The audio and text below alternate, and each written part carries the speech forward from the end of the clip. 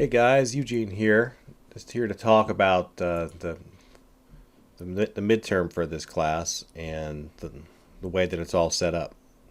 I opened up the template I gave you. Depending on the semester, the template could be different, but it's broken up into several different scenes. You've got scene 1, 2, 3, 4, 5, 6, all the way up to 8.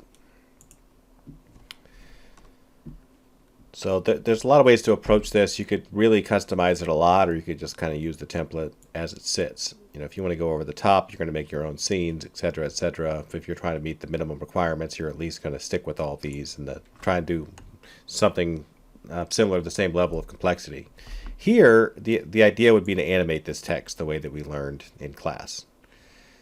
So you would put your name in here, create a dramatic title, and have everything kind of fly in or fade in or go from small to big, basically transition in size.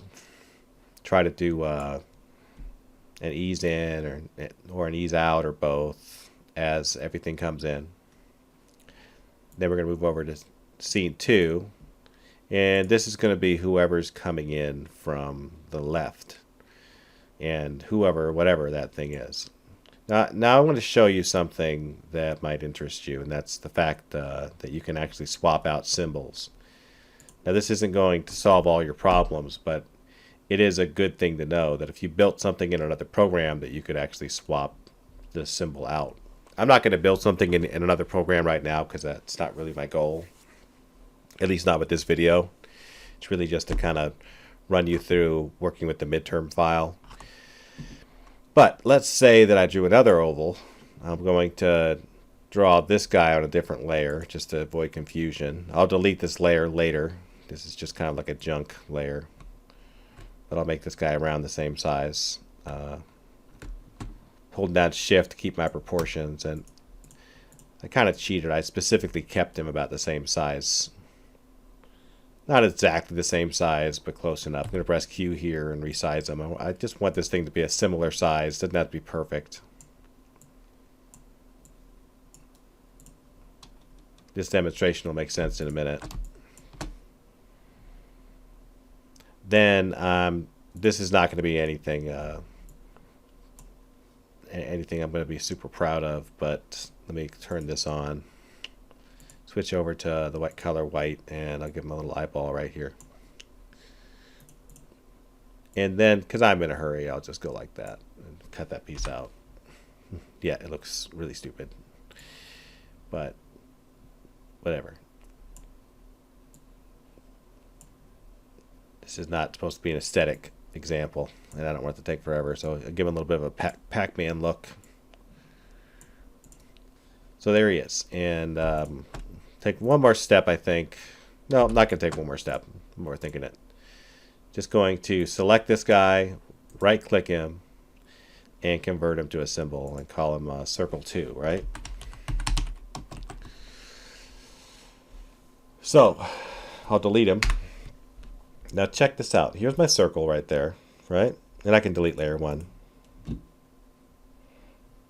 I can select my circle. I can right-click and I can choose swap symbol.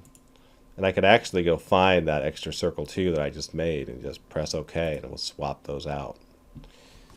Oh, so you see the problem here is that I resized the original circle. So that's what the problem is. And this is what I was talking about, is you kind of have to pay attention to stuff like that. So I'm going to press Control Z. I'll take a look at this guy and his size, which should be showing up here. I should be able to see his properties over here. So if I just clicked on him, right? He's 119 by 131. Okay, so I'll remember that number when I swap him out. 119 by 131. And I'll say, okay, let's swap the symbol for another one. And then with him selected, I'll go over here and type in 119 by 131. 119, and I'll lock that. Actually, it's easier if I lock this before I do that. Let's see, 119 Yeah, okay, fine. And I'll move this up. Now this is not going to be perfect. It's not going to be exactly where the other one was, but as you can see, look at that. Pretty crazy, right? Well, let's look at that again. Because the background's moving, not him. So if I were to press Control Enter, which is the same thing as a test movie, right? I would see that instead. So you can just swap symbols out here if you want. Now, it's not ideal that you do that, but I'm showing you that you can do that. And the same thing with the background. You can take this background and build something of your own and then swap it out with this one. And you don't need to. I'm just showing you that this is a possibility and a way you could do things. Because really here, this assignment, I'm not expecting anything amazing. I love seeing amazing stuff, but we haven't learned. Everybody's new. Everybody's new to this, so this to me is a little bit more. This turns into a little bit more of a technical exercise for those students that are kind of the standard entry level ones, and there's always a few students that have some background in this, or maybe they've got a lot of spare time. I don't know, but they do a great job, and I love that too. But my expectation is super high because of the fact you're learning theory and software at the same time. All right, so you can symbol swap all you want, just like that, all the way till the end. And so right here I have a camera turned on. I want to say something about this, that you'll have to turn the camera off. Like if you're working with the template, you really have to turn the camera off because you're not going to do the exact same thing that I did. So that's whenever you get to this page, you might as well just click the camera and just turn that thing off. See how I just turned it off? So now it's just gone, period. This is really all that happens on this page. The camera's doing all the work. If I press Control Z, you can at least get a sense of it, that they both show up on the same scene, and then the camera zooms in on one, and then it cuts to the other. It is a cut. As you can see there, it just cuts. But I'm going to turn that off just by clicking right here. Now they're no longer connected to the camera. And you can add the camera later, but you really want to get all this animated first, and you always add the camera last. You add the camera last. So it's important that you know that you understand that. Okay, so this is scene 4 where they collide, and then there's the run. And this part's kind of important, you know. This is where you end up with 1, 2, at least 2 expressions right here. And I'd like for you to do more than this. Again, this is a very basic animation, and you're supposed to do something more complicated. It's not like this is my pride and joy or anything like that, but you can do several transitions in the face right here. This little yell that's going on. There's no camera on, as you can see. Then scene 6 where the square runs. There you see. Actually, is the camera on here? Yeah, it is. Sorry. The camera is on there. And I believe it's on scene 5 too. I don't know why I said there's no camera on, because it clearly is on. That's what that little blue box is right there. But this is what you see here. Notice it's really important that he doesn't really progress out far into the space.